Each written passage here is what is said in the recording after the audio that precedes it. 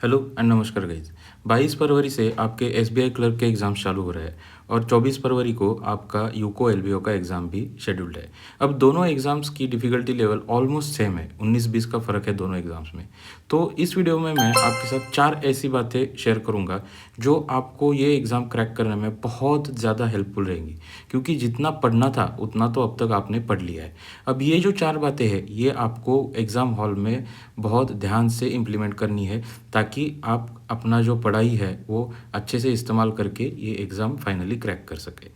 तो welcome back to the channel. चलिए video शुरू करते हैं। तो सबसे पहले आपके साथ में ये 4 पॉइंट शेयर करूँगा। पहला रहेगा आपका सीक्वेंस, दूसरा रहेगा आपका 30 सेकेंड रूल, तीसरा रहेगा आपका नो टारगेट स्कोर और चौथा रहेगा मौन यानी कि कीप क्वाइट। अब एक एक करके हम इन 4 टिप्स के बारे में बात करेंगे। सबसे पहले हम शुरुआत करेंगे आपके सीक्वेंस से। अब सीक्वेंस का मतलब क्या है, तो आपको हर एक सेक्शन का अपना सीक्वेंस यानी कि आप किस सीक्वेंस में क्वेश्चंस अटेम्प्ट करेंगे ये कंफर्म करके लेना है, मतलब ये पहले से फिक्स रखना है। जैसे कि अगर मैं क्वांट की बात करूँ तो क्वांट में आपको स्पीड मैथ्स, अरिथमेटिक और डीआई देखने को मिलेगा। तो यहाँ पे मैं ऑलमोस्ट हर टाइम सजेस्ट करूँगा कि आप स्पीड मैथ्स पहले अटेम्प्ट करिए। इससे क्या होगा, आपको शुरुआत में एक कॉन्फिडेंस बूस्ट मिलेगा और आप एक वो क्वेश्चन पेपर सॉल्व करने के फ्लो में चले जाएंगे। ठीक है। उसी तरह अगर हम रीजनिंग की बात करेंगे तो रीजनिंग में सबसे इंपॉर्टेंट पॉइंट मैं आपको ये बताना चाहता हूँ कि आपका ब्लड रिलेशन का क्वेश्चन, आप कितने भी अच्छे हो ब्लड रिलेशन में, आपको ब्लड रिलेशन का क्वेश्चन पहले सॉल्व नहीं करना है। आपको सबसे पहले सॉल्व करना है मिसलेनियस रीजनिंग, यानी कि क्या, तो इसमें आपका आएगा सीलॉग्स, इनइक्वालिटी, चाइनीज़ कोडिंग, इस तरह के क्वेश्चंस आपको पहले सॉल्व करने हैं। और उसके बाद आपको पजल्स एंड सिटिंग अरेंजमेंट पे जाना है, क्योंकि आपको 1 से 2 पजल्स और सिटिंग अरेंजमेंट ऐसे मिलेंगे जो एकदम ईजी रहेंगे। तो वो सॉल्व करने के बाद अगर आपको लगे तो आप ब्लड रिलेशन सॉल्व कीजिए या फिर मिसलेनियस क्वेश्चन पे जंप कीजिए। अब इंग्लिश के बारे में भी यहाँ पे मैं आपके साथ कुछ बातें शेयर करूँगा। देखिए, इंग्लिश के सेक्शन में आपको एक रीडिंग कॉम्प्रिहेंशन यानी कि एक पैसेज देखने को मिलेगा। अब मैं यहाँ पे आपको सजेस्ट करूँगा कि आपका जो रीडिंग कॉम्प्रिहेंशन है ये आपको लास्ट में अटेम्प्ट करना है, पहले आप इसमें मत घुसिए। क्योंकि देखिए, रीडिंग कॉम्प्रिहेंशन में आपको कौन से क्वेश्चंस देखने को मिलेंगे, या एक तो फिलर टाइप के क्वेश्चंस रहते हैं या फिर वोकेबलरी के क्वेश्चंस रहते हैं।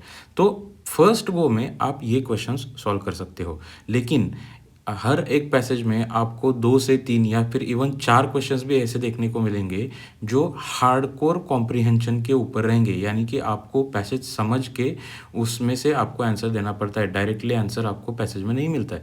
तो ऐसे जो 2-3 क्वेश्चंस हैं ना, वो आपको स्किप करने हैं। इवन अगर आपने पहले आरसी अटेम्प्ट किया तो भी ये बात आपको ध्यान में रखनी है। और मैं तो सजेस्ट करूँगा कि आपको पहले आरसी अटेम्प्ट करना ही नहीं है, आपको आरसी लास्ट में अटेम्प्ट करना है। पहले बाकी के क्वेश्चन यानी कि एरर डिटेक्शन, ग्रामर के जो क्वेश्चंस रहते हैं, क्लोज टेस्ट या फिर फिलर्स के क्वेश्चंस, ये सब पहले अटेम्प्ट करके आपको एक अच्छा खासा स्कोर पहले अपने हाथ में लेना है और बाद में आपको रीडिंग कॉम्प्रिहेंशन अटेम्प्ट करना है। ठीक है। अब इसके बाद हम बात करेंगे 30 सेकेंड रूल। अब ये 30 सेकेंड रूल क्या है, तो देखिए, आपका एग्ज़ाम कितना भी इजी लेवल का हो, आपको ऐसे कुछ क्वेश्चंस मिलेंगे ही जहाँ पे आप स्टक होगे।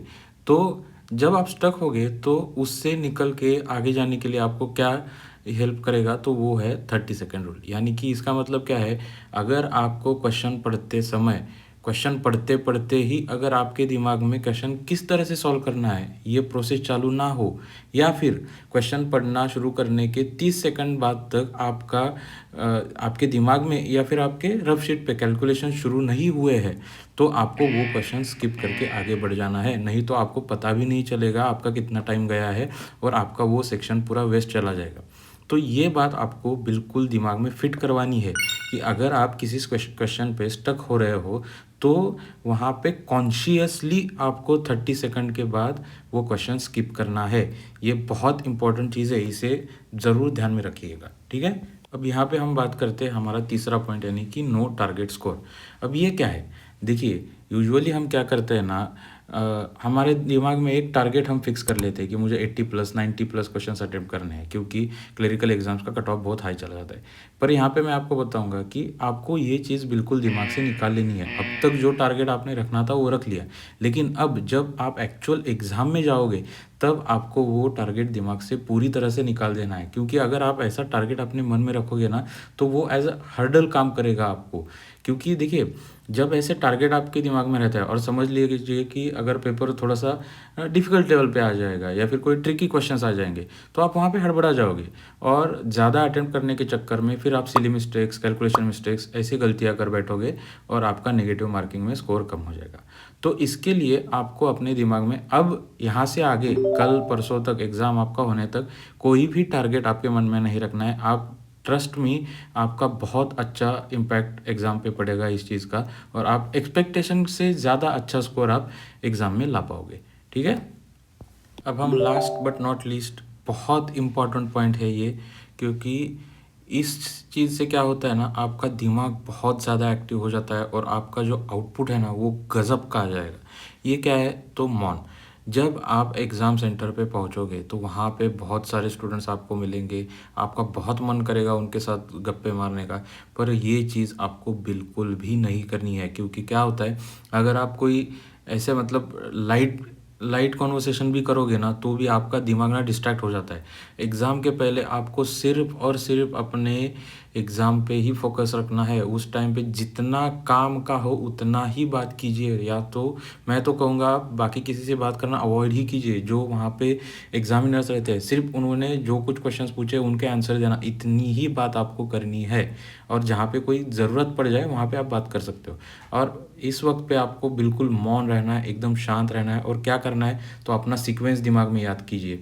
आपको अगर कोई आपके स्क्वायर्स, क्यूब्स, आपके टेबल्स, इस तरह के बातें आप दिमाग में याद करते रहिए। तो इससे क्या होता है ना, आपका माइंड एक्टिव हो जाता है और आपको एग्ज़ाम में जैसे ही आपका पेपर आपके सामने खुलेगा, आपका आउटपुट एक अच्छी तरह से, एक अच्छे फ्लो में वहाँ पे आपको देखने को मिल जाएगा। तो ये बात आपको ध्यान में रखनी है।